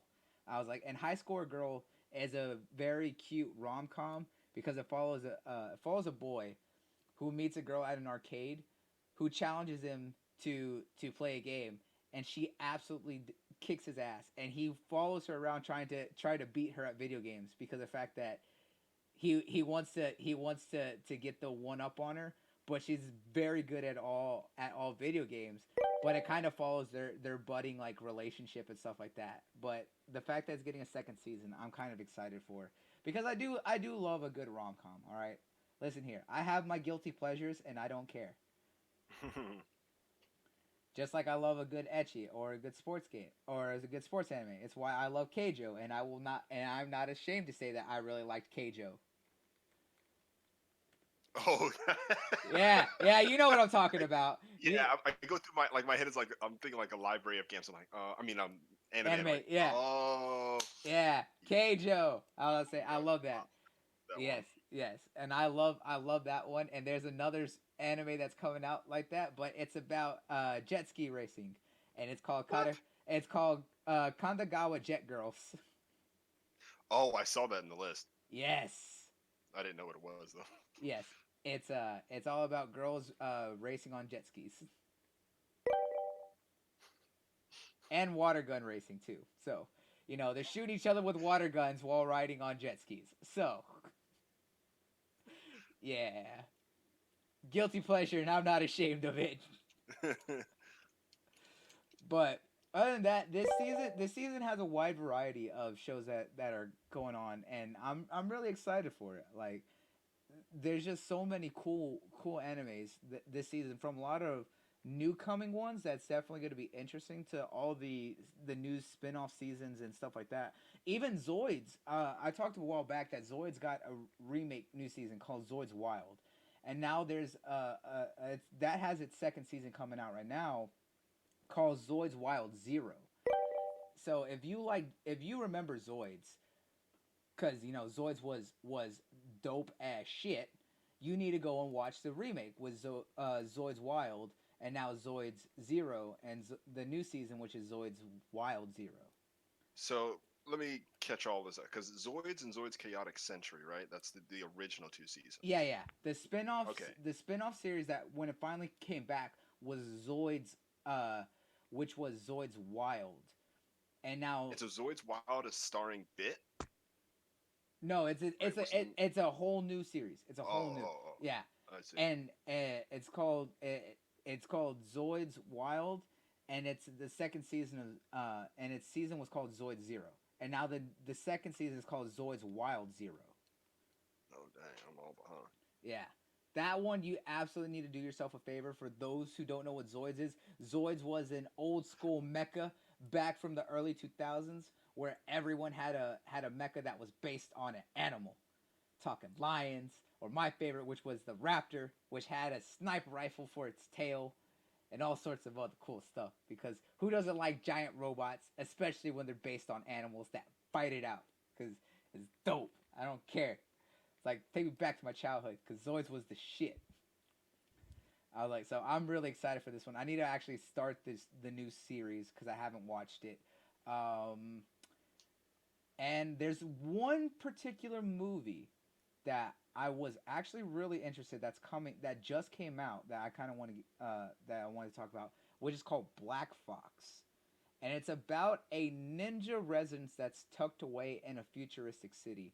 And and the character is following the eldest daughter of the ninja clan and stuff like that. And it's following her as she's trying to live a normal life, but she's driven into the fact that she has to really live up to her ninja heritage and stuff like that. But it's like a neo futuristic ninja story, and I think it's pretty dope. And the fact that it's a movie, I really want to check out.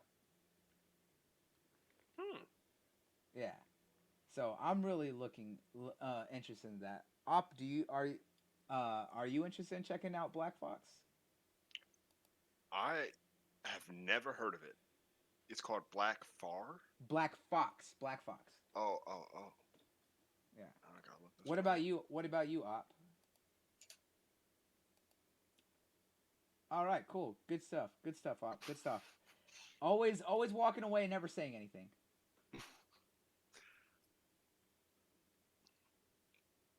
Okay. Well, all I know is I'm excited for Black Fox, and it's one of the The movies. art looks cool. Yeah, it's one of the anime movies that are coming out that I'm really excited for this season. Because there's always cool movies that are coming out that never get looked up, and stuff like that. And I think this is one of those ones that definitely would have gotten overlooked. So I'm really excited for this one in particular. The other biggest one that I want to see that I cannot wait for is the last film. Is Lupin the Third, the first. Hey, Lupin is dope, man. Yes, Lupin the Third is probably one of those is absolutely one of those classic films or classic series, really. And I cannot wait for the new film. Of course, those are the real big movies that are coming out. But there's so many other ones that are coming out as well. But you have to kind of look through all of those. Ladies and gentlemen, let's get ready. What's up, Black Tarzan? How's it going, my boy? But, there's just a lot of great anime coming out this season, and I'm excited for everything that's coming out right now. You have Vinland Saga still left over from the fall for the summer season. Of course, Fire Force, and Ensemble Stars. And for those who like Dr. Stone is still ongoing. So if that's your stuff, then definitely check it out. But there's a lot of brand new animes that are coming out this season, as well as a lot of surprising returns that are definitely going to be interesting. Another one two other ones that I'm looking for is Valek's Love. For those, again, rom-com. That's your thing. Or if you like comedy, Welcome to Ghoul School. Itamakun is definitely one that I'm excited for, because that one's actually from Bandai Namco Pictures. That's actually one of theirs, which surprised me because you don't see many coming from Bandai Namco in a while. Yeah, I didn't even know that they were doing something normally. Yeah, they do occasionally, but other than that, there's a bunch of smaller shows and series that are coming out. So if you want to see the list, guys, make sure y'all absolutely go to AniChart and check out a lot of what we talked about today, because that's where I always find out anything that's coming out, besides getting any sort of paying attention to anything that or any news announcement that's coming out. But if you want to see any or look up any of the shows that we talked about here, make sure y'all go and check out AnyChart to get that full list of everything that's currently running through. Boss Moves, you just got through looking at episode 15 of Doctor Stone. Hey, that's what's up, my man. I was like, I'm not a fan of Doctor Stone, but you know, for those who do like Doctor Stone, that it is one of those. And it sucks for me because I love science, right? I'm a massive science person. Doctor Stone just bored me. I was like, it absolutely bored me, and I thought I was really hoping it was gonna be good. I tried reading the manga, and the manga didn't even do me any favors. Like I got through 2 chapters, and I'm just like, yeah, I'm done with this. I was like, this is not entertaining whatsoever. And I actually had one of my friends who goes to school and has a degree in biology and chemistry and all that good stuff, right? And he didn't even he's a massive nerd and loves anime. He didn't like Doctor Stone, and he said that was depressing because he said this was exactly the kind of stuff that he would be into. You know what he did like though? Wise Man's Grandchild. A lot of people like Wise Man's Grandchild. I was like, I liked Wise Man's Grandchild, but Doctor Stone just couldn't do it for me, man. I don't know what it is. Did you watch? Are you watching Doctor Stone, Kofi? No, I'm not. I've actually never heard of that one either. I just watched the Black Fox trailer, which looks dope. So I'm just catching up here. Yeah. Um, And guys, this is why I tell y'all that I didn't earn the name the Anime King for no reason. I literally will watch and keep up with everything that's going on every time. I got you people. I want to make sure that y'all are in the know about all the top animes that are coming out. yeah, you're gonna have to cater the team a bit because I'm looking through this list like why. And I remember people getting really hype each season for like the new 20 or 30 animes, and I never was that good at that. I'd be watching the long term stuff. I'd always watch One Piece, or I'd always be on Bleach or Naruto, which whatever. And what's funny So is I'm keeping up with a lot of ongoing series. I was like, I had to restart One Piece. I was like, because I'm rewatching it, so I'm starting that. I was like, I'm not gonna. you're re-watching One Piece? Well, I stopped way back in the day. Okay, to be Oh, fair, oh, I I was thought you about to were say going from zero. no.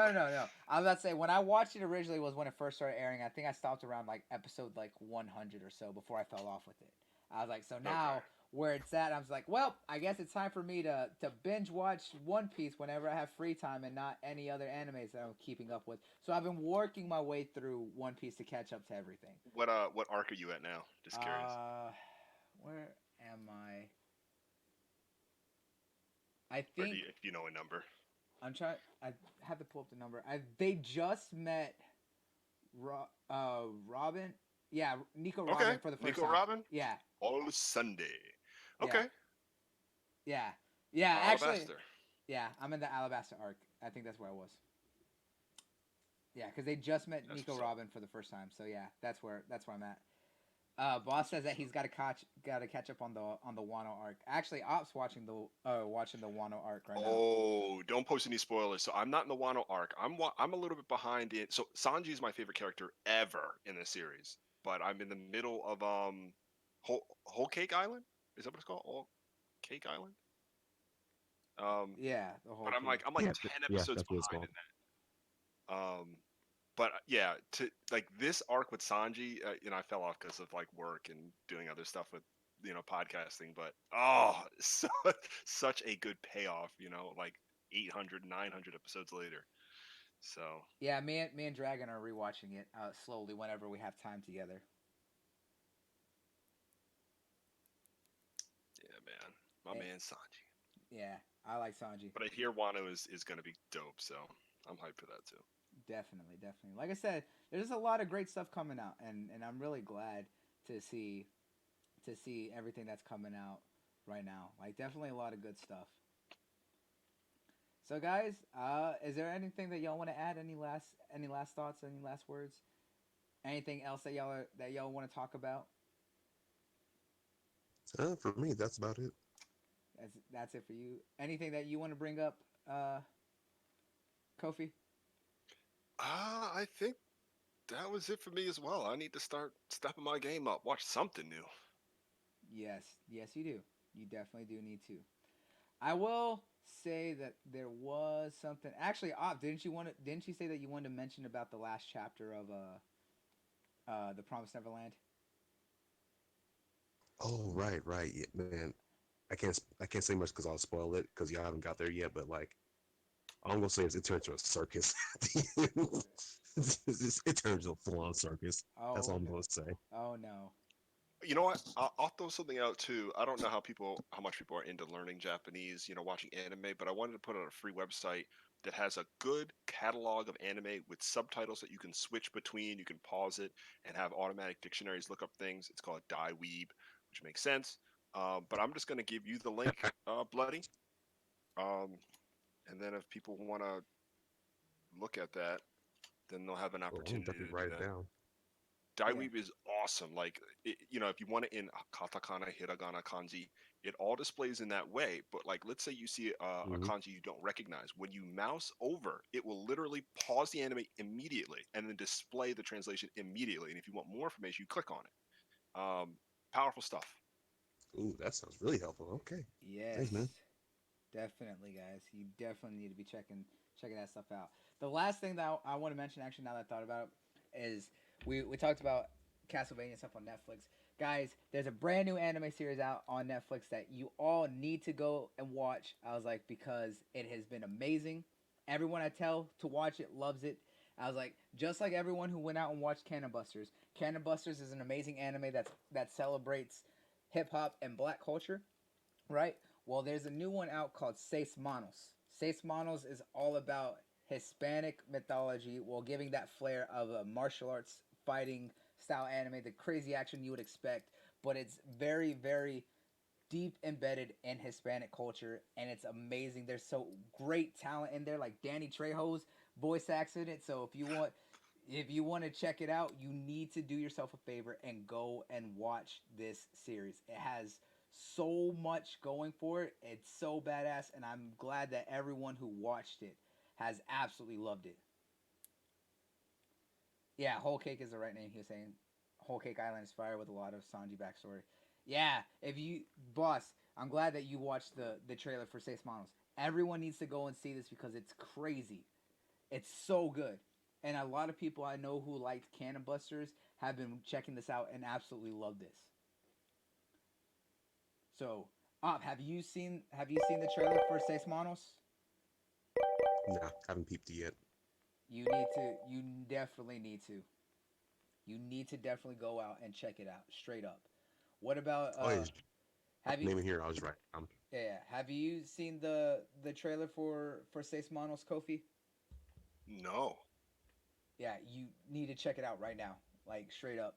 I like Netflix has definitely been killing it with their and it's showing that we talked about this that they were investing $1 billion into anime and it's showing just their Yeah, like investment.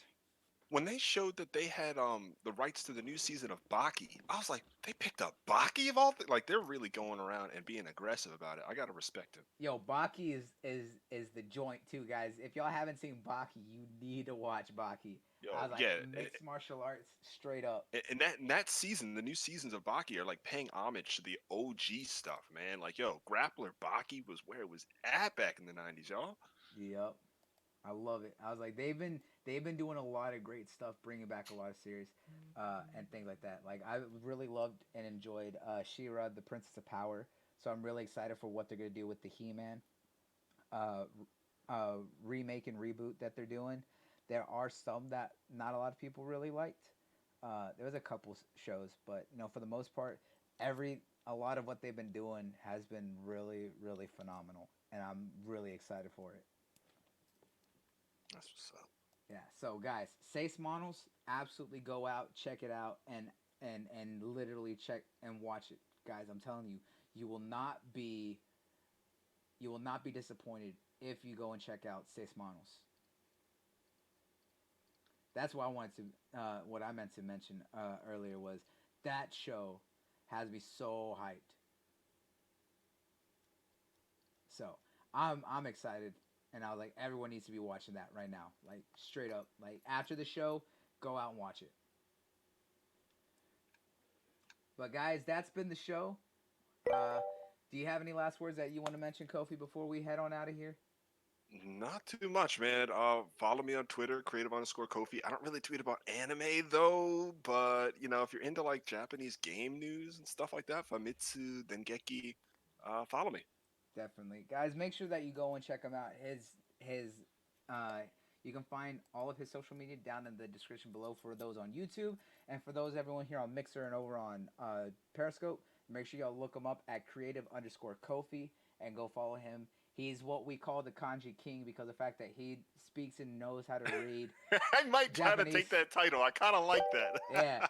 So he's been showing me because I was like every time I talk to him and can tell him that I can read and understand and pronounce Japanese, he's always surprised. I just got to learn to read my kanji and all that stuff. But my understanding and pronunciation of Romanji and all that spot on. He says so. I got to take a little bit of pride in that.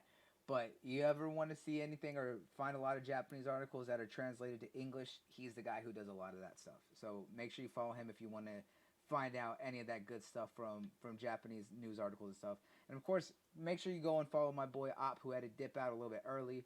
You can find him at Operation_Oppo, OPO. Make sure you go show him love. And the guy, Soul King and Super G weren't able to make it because they had family issues that had to be taken care of. So always love to those guys and all that. But thank you guys for stopping by and hanging out with us. Guys, if you aren't subscribed to us here on YouTube, make sure you do hit that subscribe button. It greatly means the world to me and helps us to grow over here. And of course, if you are watching us over on Mixer, make sure that y'all hit the follow button because I am growing a lot on Mixer. I was like, I stream 5 times a week for you guys. I was like, and I do a lot of stuff over here. I'm making sure that the podcast gets put on multiple different platforms and stuff like that. So I was like, we're close to hitting 1,000 and growing here on Mixer. So make sure you support it so it helps us grow because everything that I do here is for all of us, and it helps to. It's a great way to support all of us, guys. So it does mean the world to us if you're able to do that.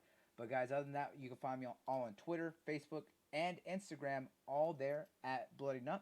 You can find my information there in the chat and in the links. So make sure you do go and check that out, guys. And make sure you follow me all over so that way you keep up with any news that I post, any announcements that I make, and of course just hearing my crazy random thoughts about stuff that's going on in the world. So I make sure to keep y'all entertained and keep interacting with y'all 24/7 whenever I'm not streaming or anything like that because I do want to talk to you guys. And of course, make sure y'all also come out and join and check out the Discord here that y'all can find the link to right here in the chat, or not in the chat.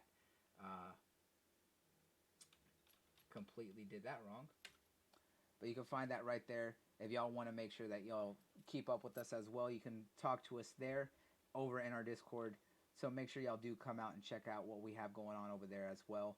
So guys, other than that, I do appreciate everyone who is here, everyone who stopped by, everyone who was talking with us and hanging out. We do greatly appreciate all y'all. But until next time, peace out and check you later. Sayonara, guys. So-